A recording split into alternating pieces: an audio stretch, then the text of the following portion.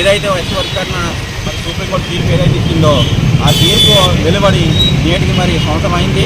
కాబట్టి ఈ రోజున మేము మా మాల జాతి ముఖ్యంగా మేము బ్లాక్ డేగా మేము ప్రకటిస్తున్నాం. మేము అనుకుని ఈరోజు బ్లాక్ డే, ఈరోజు మాలలందరూ కూడా ఈరోజు మాలల జీవితాల్లో ఒక చీకటి రోజుగా పరిగణించి ఈరోజు మేము ఈ కార్యక్రమం చేపట్టాం. ఎందుకంటే అన్నదమ్ముల్లా కలిపే మాల మార్పుల మధ్య కొన్ని పార్టీలు కూర్చోబెట్టి వీళ్ళ మధ్యన విద్వేషాలు కక్షలు రగిలే విధంగా మీరు ఇలాంటి గొడవలు సృష్టించి ఈరోజు విజయానికి మన కొంచెం మాల మార్పులు ఒక్కన ఇంకా కొట్టుకునే పరిస్థితి, ఇలా ఈ మధ్యన విభేదాలు పెట్టి ఇలా కొట్టుకునే పరిస్థితి తీసుకొస్తే వీళ్ళ రాజ్యాధికారం అనే ఏదైతే ఉందో ఆ పండుని అందరి పండుగ మార్చి ఈ యువతాంతా కూడా ఈ వర్గీకరణ పని కొట్టుకునే విధంగా. దాని సందర్భంగానే భీమవరంలో మాల సంఘం జేఏసీ ఆధ్వర్యంలో ఈ ధర్నా కార్యక్రమం నిర్వహించడం జరుగుతుంది. ఈ కార్యక్రమానికి మరి మాల మహానాడు నాయకులు నందరాజు గారు, చివరిపల్లి మంగరాజు గారు, మిగతా నాయకులంతా కూడా హాజరవడం జరిగింది.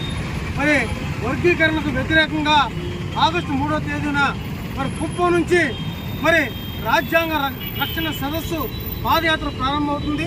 ఈ పాదయాత్రకు మాల సంఘాలన్నీ కూడా మరి మద్దతునివ్వాలని ఈ సందర్భంగా నేను విజ్ఞప్తి చేస్తున్నాను.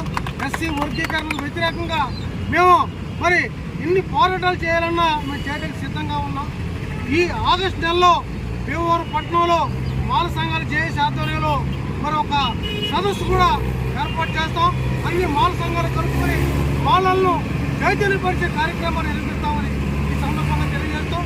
మరి 30 నుంచి 3వ తారీఖుని జరిగే పాదయాత్రకు మాలంతా పూర్తి మద్దతు ఇవ్వాలని ఈ సందర్భంగా తెలియజేస్తాం. మీరందరూ కూడా మేకల్లాగా వెళ్ళిపోతున్నారు, గొడ్డులాగా వెళ్ళిపోతున్నారు. వెనకాల అతను మేము అడ్డు కోటిస్తాడు అయ్యాడు తప్ప మీ కొరిగి మీరు ఏమీ లేదని చెప్తున్నాను.